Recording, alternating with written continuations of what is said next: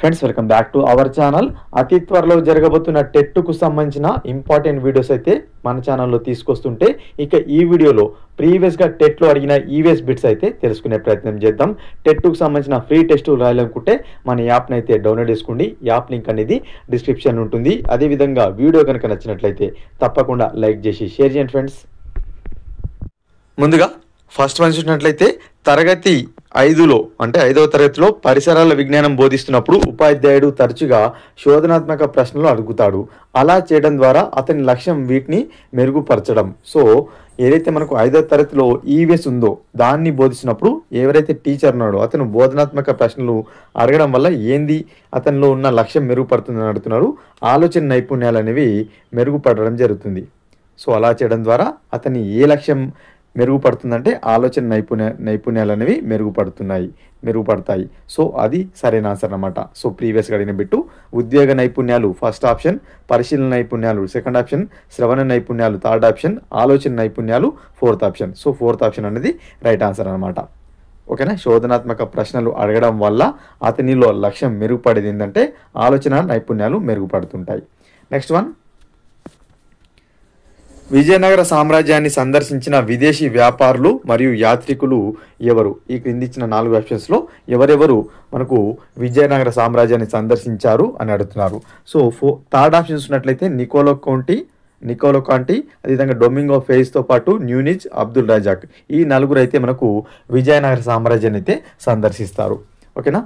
So మిగిలిన 3 ఆప్షన్లలో ఎవరో ఒకరు రాంగ్ ఉండుంటారు. సెకండ్ ఆప్షన్ మీరు గమనిస్తే ఇక్కడ వాస్కో డి గామా రావడం జరిగింది. ఓకేనా. అదేవిధంగా మార్క్ పోలో కూడా రావడం జరిగింది. సో ఈ విధంగా రాంగ్ లేకుండా పర్ఫెక్ట్గా 4 ఎవరైతున్నారో థర్డ్ ఆప్షన్లు ఉన్నారు. నికోలో కోంటి, డొమింగో ఫేజ్, న్యూనిజ్, అదేవిధంగా అబ్దుల్ రజాక్. సో ఈ 4 విజయనగర సామ్రాజ్యాన్ని సందర్శించిన విదేశీ యాత్రికులు అనమాట. ఓకేనా. Option 3 right answer. Next one, జిల్లా స్థాయిలో ఈ కోర్టు క్రిమినల్ కేసులను పరిష్కరిస్తుంది. సో జిల్లా స్థాయిలో ఏ కోర్టులు క్రిమినల్ కేసులను పరిష్కరిస్తాయని అడుగుతున్నారు. సో ఆప్షన్ 3 సెషన్స్ కోర్ట్స్ ఏవైతున్నాయో సెషన్ కోర్ట్స్ అనేవి ఈ క్రిమినల్ కేసులను పరిష్కరిస్తాయి. ఏ స్థాయిలో? జిల్లా స్థాయిలో. ఓకేనా. ఆప్షన్ 3 రైట్ ఆన్సర్ అన్నమాట. నెక్స్ట్ వన్, ఈ క్రింది వాటిలో ఒకటి గ్రామ పంచాయతీలకు ఆదాయ వనరు కాదు. సో మనకి క్రింది ఇచ్చిన ఆప్షన్స్లో గ్రామ పంచాయతీలో ఏవైతున్నాయో వాటికి ఆదాయం వనరు కాదు, ఇన్కమ్ సోర్స్ కాదని అడుగుతున్నారు. సో చూసుకున్నట్లయితే మనకు ఉద్యోగుల నుండి వృత్తి పన్నులు వసూలు చేయడానికి గ్రామ పంచాయతీలకు అధికారం ఉంది ఏదైతుందో ఇది రాంగ్ అనమాట. సో ఎవరైతే ఎంప్లాయీస్ ఉన్నారో వారి నుంచి గ్రామ పంచాయతీ వృత్తి పన్ను అనేది వసూలు చేసే అధికారం కలిగి ఉంది గ్రామ పంచాయతీ అంటున్నారు. ఇది రాంగ్. ఓకేనా. కాదు. సో మిగిలిన ఏవైతే గ్రామ పంచాయతీలకు విధించే కొన్ని రకాల చిన్న చిన్న వస్తువుల పన్నులు కానీ, అదేవిధంగా ఎంజీఎన్ఆర్ కింద ఏదైతే ఉన్నాయో ఆ నిధులు కానీ, రాష్ట్ర కేంద్ర ప్రభుత్వం నుంచి వచ్చే గ్రాంట్లు ఉన్నాయో ఇవన్నీ కూడా ఆదాయ వనరులు అనమాట. ఉద్యోగులకు ట్యాక్స్ వసూలు చేయడానికి గ్రామ పంచాయతీలకు అధికారం లేదు. ఓకేనా. సో ఫోర్త్ ఆప్షన్ అనేది సరైన ఆప్షన్. ఓకేనా. నెక్స్ట్ వన్, పటానికి సంబంధించి ఈ క్రింది వ్యాఖ్యలలో సరి కానిది. సో చూద్దాం. ఆప్షన్ 1, సర్వే ఆఫ్ ఇండియా వారు ప్రామాణిక పటాలను తయారు చేస్తారు. సరైంది. పటంలో ఒకసారి ఒకే అంశాన్ని చూపవచ్చు. ఇది రాంగ్ అనమాట. నెక్స్ట్, పటంలో చిత్రాలు చిన్న పరిమాణంలో గుర్తులుగా చూపించబడతాయి. ఇది కూడా సరైంది. పటంలో వాస్తవాలు ఉన్నట్లుగా సాంకేతిక పరిభాషలో వ్యక్తపరచబడి ఉంటాయి. ఎస్, ఇది కూడా సరైంది. సో పటంలో ఒకసారి ఒక అంశాన్ని చూపవచ్చు అనేది మాత్రం రాంగ్. ఎన్ని అంశాలను చూపించవచ్చు. సో సరికానిది ఆప్షన్ 2 అనమాట. నెక్స్ట్ వన్, అంతరించిపోతున్న అన్ని జంతు మరియు వృక్ష జాతుల రికార్డును ఉంచే పుస్తకం ఏంది? సో మనకు ఇంపార్టెంట్, ఇది చాలా ప్రీవియస్గా అడిగారు. అంతరించిపోతున్న జంతు మరియు వృక్ష జాతుల రికార్డును ఉంచే పుస్తకం, ఆ పుస్తకాన్ని ఏమంటారంటే రెడ్ డాటా బుక్ అని పిలుస్తారు. Option 1 right answer. ఓకేనా. నెక్స్ట్ వన్, సంబంధిత సాహిత్య సమీక్ష అను దానిని చర్యాత్మక పరిశోధనలో ఈ దశలో చేపట్టవచ్చు. సో సంబంధిత సాహిత్య సమీక్ష అను దానిని చర్యాత్మక యాక్షన్ రీసెర్చ్ అంటాం కదా. సో దాంట్లో ఎప్పుడు యూజ్ చేస్తాం అని అడుగుతున్నారు. సో ప్రణాళిక దశలో యూజ్ చేస్తాం. సంబంధిత సాహిత్య పరీక్ష, రివ్యూ ఆఫ్ రిలేటెడ్ లిటరేచర్ అనమాట. సో దీన్ని ప్లానింగ్ స్టేజ్లో ఉపయోగిస్తాం. Option 4 right answer. విద్యుత్తు హోమర్గా పిలువబడే ఒక ద్రవ పదార్థం కారణంగా ఉత్పత్తి అవుతుందని భావించిన శాస్త్రవేత్త ఎవరు? సో ఏదైతే విద్యుత్ ఉందో హోమర్ అనే ఒక ద్రవ పదార్థం నుంచి ఉత్పత్తి అవుతుందని చెప్పిన శాస్త్రవేత్త ఎవరని అడుగుతున్నారు? విలియం గిల్బర్ట్ ఏం చెప్పాడు? సో హోమర్ అనే ఒక ద్రవ పదార్థం నుంచి విద్యుత్ పుడుతుంది అని చెప్పడం జరిగింది. సో భావించడం జరిగింది విలియం గిల్బర్ట్ అని శాస్త్రవేత్త. Option 4 right answer. ఓకేనా. నెక్స్ట్ వన్, ఈ క్రింది వాటిలో గ్రామ పంచాయతీకి సంబంధించి సరి కానిది. సో గ్రామ పంచాయతీకి సంబంధించి మరొక ప్రశ్న అయితే అడగడం జరిగింది. మనకు ఇందులో చూసుకున్నట్టయితే స్థానిక సంస్థల్లో ఎస్సీ ఎస్టీ బీసీలకు రిజర్వేషన్ విధానం లేదు అనేది ఏదైతే ఉందో ఇది రాంగ్ అనమాట. స్థానిక సంస్థల్లో ఎస్సీ ఎస్టీ బీసీలకు రిజర్వేషన్ విధానం ఉంది మనకు గ్రామ పంచాయతీకి సంబంధించి. అదేవిధంగా మనకు మిగిలిన ఏవైతే ఉన్నాయో 21 సంవత్సరాలు లేదా అంతకంటే ఎక్కువ వయసు ఉన్నవారు ఎవరైనా ఎన్నికల్లో పోటీ చేయవచ్చు, సరైంది. అదేవిధంగా పార్లమెంటు స్థానిక సంస్థలు 50 స్థానాలు మహిళలకు కేటాయించింది. పంచాయతీలో కనీసం 5 నుంచి 21 మంది వార్డు సభ్యులు ఉంటారు. ఇవన్నీ కూడా సరైనవి. ఏవైతే మనకు ఈ ఎస్సీ ఎస్టీ బీసీలకు రిజర్వేషన్ విధానం లేదని ప్రశ్న ఉందో, ఏదైనా సెంటెన్స్ ఉందో, ఇది ఆప్షన్ అనేది రాంగ్ అనమాట. ఉంది, రిజర్వేషన్ విధానం అనేది ఉంది స్థానిక సంస్థల్లో.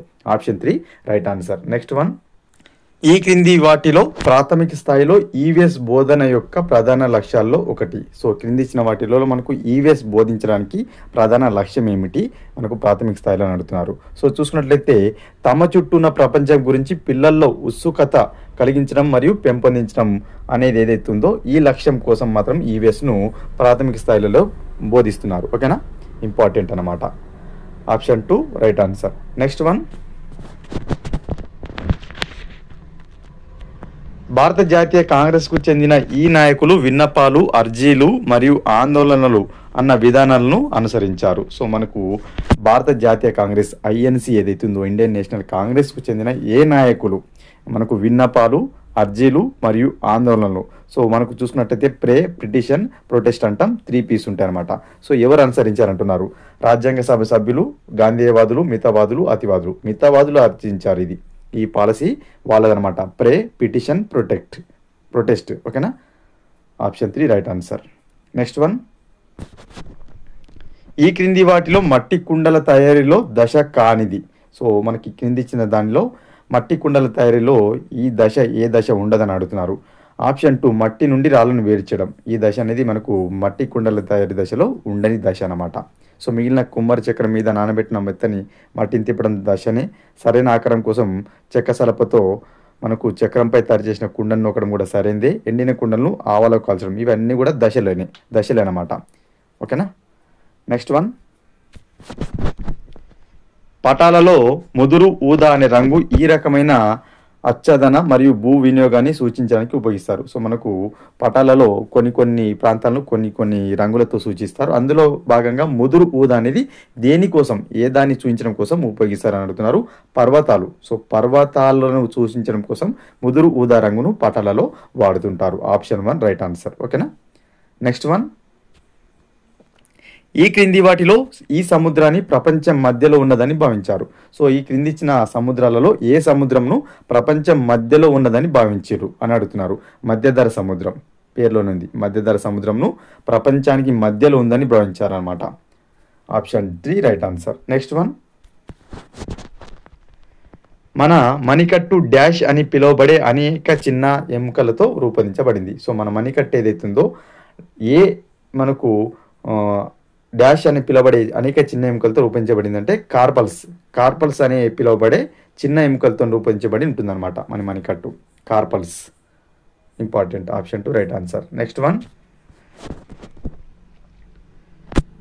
జీర్ణాశయం మరియు జీర్ణ ప్రక్రియలపైన డాక్టర్ బ్యూమాంట్ ప్రయోగాల గురించి సరైన సెంటెన్స్ను ఎంచుకోండి. సో మనకు జీర్ణాశయం అదేవిధంగా జీర్ణ ప్రక్రియ పైన ఎవరైతే బ్యూమాంట్ ప్రయోగాలను అతనికి సంబంధించిన సరైన స్టేట్మెంట్ ఏదని అడుగుతున్నారు. సో ఒక వ్యక్తి సంతోషంగా లేనప్పుడు జీర్ణక్రియ ఏదైతుందో అది నెమ్మదిగా సాగుతుంది అనేది సరైన స్టేట్మెంట్ అనమాట. ఇతనికి సంబంధించి ఒక వ్యక్తి సంతోషంగా ఎప్పుడైతే ఉండడో ఆ టైంలో జీర్ణక్రియ ప్రక్రియ అనేది నెమ్మదిగా జరుగుతుంది. ఇంపార్టెంట్. ఓకేనా, ఇది సరైన సెంటెన్స్, అతను చెప్పిన సరైన సెంటెన్స్ అనమాట. జీర్ణాశయం మరియు జీర్ణక్రియ ప్రక్రియకు సంబంధించి. నెక్స్ట్ వన్, క్రింది వాటిలో మండల పరిషత్ కార్యకలాపాలకు సంబంధించి సరికానిది. సో మండల పరిషత్ ఏదైతుందో ఎంపీడీ ఆఫీస్కి సంబంధించిన యాక్టివిటీలో లేనిది ఏదని అడుగుతున్నారు. సో ఇది ప్రజల నుండి ఫిర్యాదులు స్వీకరించి వెంటనే ప్రతిస్పందిస్తుంది కాదు. ఓకేనా. ఎంపీడీఓ యొక్క కార్యాలయం ఏదైతే ఉందో దానికి సంబంధించి సరికానిది. ఇది ప్రజల నుండి ఫిర్యాదులను స్వీకరించి వెంటనే ప్రతిస్పందించడం కాదు. మిగిలిన అన్నీ కూడా ఎంపీడీఓ పరిధిలో వాటి యొక్క యాక్టివిటీస్లో భాగంగా ఉంటాయి. నెక్స్ట్ వన్, సున్నపు నీరు ఏమవుతుంది అని అడుగుతున్నారు. సో మనకు చూసుకున్నట్లయితే కాల్షియం హైడ్రాక్సైడ్ను సున్నపు నీరు అని పిలుస్తాం, లైమ్ వాటర్. ఓకేనా, option 2 right answer. Next one, బంగాళదుంప అనేది దేని యొక్క రూపాంతరం? సో అందరు తెలిసిందే బంగాళదుంప కాండం యొక్క రూపాంతరం, సైన్స్ సంబంధించిన బిట్. ఓకేనా, ఆప్షన్ 4 రైట్ ఆన్సర్. బంగాళదుంప కాండం యొక్క రూపాంతరం. నెక్స్ట్, అదేవిధంగా ఈ ప్రాథమిక హక్కు ప్రకారం ఏ రూపంలోనైనా అంటరానితనాన్ని రాజ్యాంగం రద్దు చేసింది. మనకు చూసుకున్నట్లయితే నిర్బంధంగా రద్దు చేసింది అంటున్నారు. సో సమానత్వ హక్కు ఏదైతే హక్కు ఉందో, సమానత్వపు హక్కు, రైట్ టు ఈక్వాలిటీ హక్కు ప్రకారం అంటరానితనాన్ని నిషేధించింది రాజ్యాంగం. ఓకేనా, option 4 right answer. Next one, నీటిలో ఈ మొక్క యొక్క అధిక పెరుగుదల నీటిలో కలిగి ఉన్న ఆక్సిజన్ మొత్తాన్ని తగ్గిస్తుంది మరియు నీటిలోని జీవరాశి వినాశకానికి దారితీస్తుంది. ఏ మొక్క అని అడుగుతున్నారు. సో చూసినట్లయితే ఐకోర్నియా అనే మొక్క ఏదైతే ఉందో ఇది నీటిలో పెరుగుతున్నప్పుడు ఆక్సిజన్ మొత్తాన్ని తగ్గించి జీవరాశి వినాశన ఏదైతే వినాశనం ఉందో దానికి దారితీస్తుంది అనమాట. ఆ మొక్క పేరే ఐకోర్నియా. Option 4 right answer. ఓకేనా, నెక్స్ట్ వన్, మనకు 1323 ఏదైతే ఉందో ఆ సంవత్సరంలో సుల్తాన్ మొహమ్మద్ బిన్ తుగ్లక్ ఈ కాకతీయ పాలకుడిని ఓడించి కాకతీయ సామ్రాజ్య పాలనకు ముగింపు పలికాడు. సో అందరు తెలిసిందే మనకు ప్రతాపరుద్రుడు 2ను ఓడించి రెండో ప్రతాపరుద్రుడు ఎవరుతున్నారో అతన్ని మొహమ్మద్ బిన్ తుగ్లక్ ఓడించి ఢిల్లీని తీసుకెళ్తుంటాడు అనమాట. సో ఈ క్రమంలోనే అతను నదిలో దూకి చనిపోతాడు రెండో ప్రతాపరుద్రుడు. సో ఈ క్రమంలో ప్రతాపరుద్రుడిని అంతమొందించి కాకతీయ సామ్రాజ్య పాలనకు ముగింపు పలికాడు మొహమ్మద్ బిన్ తుగ్లక్. ఏ సంవత్సరంలో? 1923లో. అంతకంటే ముందు 2-3 సార్లు కూడా దాడి చేసినప్పటికీ లాస్ట్ 1323లో మాత్రం ఓడిపోవడం జరుగుతుంది రెండవ ప్రతాపరుద్రుడు. ఓకేనా, బందీగా తీసుకెళ్తాడు. నెక్స్ట్ వన్, మనం పూలదండను కొలవడానికి డాష్ను వాడతాము. సో అందరు తెలిసిందే మనం పూలదండను కొలవడానికి ఏం వాడతాం? మురా అంటాం కదా. సో మురాను వాడతాం, అడుగు, కొలబద్ద, జాన కాదు. ఓకేనా, option 1 right answer. Next one, ఈ క్రింది వాటిలో స్వయం ప్రకాశకం కాని దాన్ని గుర్తించండి. సో ఈ క్రింది వానిలో నక్షత్రం స్వయం ప్రకాశకమే, సూర్యుడు స్వయం ప్రకాశకమే, మినుగురు పురుగు కూడా స్వయం ప్రకాశకమే, భూమి కాదనమాట. భూమి అనేది స్వయం ప్రకాశకం కాదు. Option 2 right answer. Next one, 4వ తరగతిలో ఒక విద్యార్థి సుపరిచితమైన సమాచారం ఆధారంగా ఫలితాలను ఊహించుకోగలుగుతాడు. ఈ అభ్యాసన సూచిక ఈ క్రింది విద్యా ప్రమాణంలో దేనికి చెందినది? సో మనకు అందరు తెలిసిందే ఫలితాలను ఊహించుకోగలుగుతాడు. ప్రశ్నించడం, పరికల్పన చేయడం సంబంధించింది అనమాట.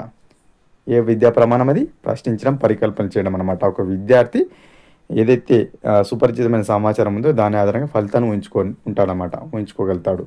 ఓకేనా, ఆప్షన్ 1 రైట్ ఆన్సర్. ప్రశ్నించడం, పరికల్పన చేయడం. నెక్స్ట్ వన్, మీడియం సైజులో ఉండే టొమాటోలో వరుసగా ఈ క్రింది మొత్తంలో ప్రోటీన్లు, ఫైబర్లు ఉంటాయి. సో ఒక మీడియం సైజులో ఉండే టమాటాలో ప్రోటీన్లు, ఫైబర్లు ఎంత గ్రాములు ఉంటాయని అడుగుతున్నారు. సో 1.08 గ్రామ్స్ వచ్చేసి ప్రోటీన్లు ఉంటే 1.5 గ్రామ్స్ వచ్చేసి ఫైబర్ ఉంటుంది. ఒక మీడియం సైజ్ టమాటాలో ఎన్ని గ్రాముల ప్రోటీన్ ఉంటుంది? 1.08 గ్రామ్స్ ఉంటే ప్రోటీన్స్, ఫైబర్ 1.5 గ్రామ్స్ ఉంటుంది. Option 4 right answer. Next one, కింది వాటిలో ఉష్ణోగ్రత మరియు వాతావరణాన్ని ప్రభావితం చేయని కారకాన్ని గుర్తించండి. సో చేయని కారకం ఉష్ణోగ్రత మరియు వాతావరణాన్ని. సో రేఖాంశ వైవిధ్యాలు అనేవి మనకు ఈ ఉష్ణోగ్రత, వాతావరణ ప్రభావిత కారకాలుగా లేవన్నమాట. Option 3 right answer. Next one, 1906లో భాగ్యరెడ్డి వర్మ జగన్ మిత్ర మండలిని స్థాపించారు. దీని ప్రధాన ఉద్దేశం ఏంది? సో జగన్ మిత్ర మండలి భాగ్యరెడ్డి వర్మ గారు అయితే స్థాపిస్తారు 1906లో. దీని యొక్క ముఖ్య ఉద్దేశం ఏంటంటే జనాదరణ పొందిన కళలను ఉపయోగించడం ద్వారా దళితుల్లో చైతన్యం కల్పించడం. సో ఏవైతే జనాదరణ పొందిన కళలు ఉన్నాయో దాన్ని ఉపయోగిస్తూ దళితుల్లో చైతన్యం కల్పించడం కోసం భాగ్యరెడ్డి వర్మ జగన్ మిత్ర మండలి స్థాపించారు. ఇప్పుడు 1906లో. Important. Next one and last one, carbon డైఆక్సైడ్ను స్థిరవాయువు అని పేర్కొన్న శాస్త్రవేత్త ఎవరు? కార్బన్ డైఆక్సైడ్ను స్థిరవాయువు అన్నది ఎవరు? ఏ శాస్త్రవేత్త? Joseph Black. సో ఇతను కార్బన్ డైఆక్సైడ్ను స్థిరవాయువుగా చెప్పడం జరిగింది. Option 4 right answer. Next one. Okay friends, ఇవి మనకు ఈవీఎస్ సంబంధించిన ప్రీవియస్ స్టేట్ బిట్స్ అనమాట. వీడియో కనుక నచ్చినట్లయితే లైక్ చేసి షేర్ చేయండి. మరొక ఇంపార్టెంట్ వీడియోతో మీ ముందుంటాను ఫ్రెండ్స్.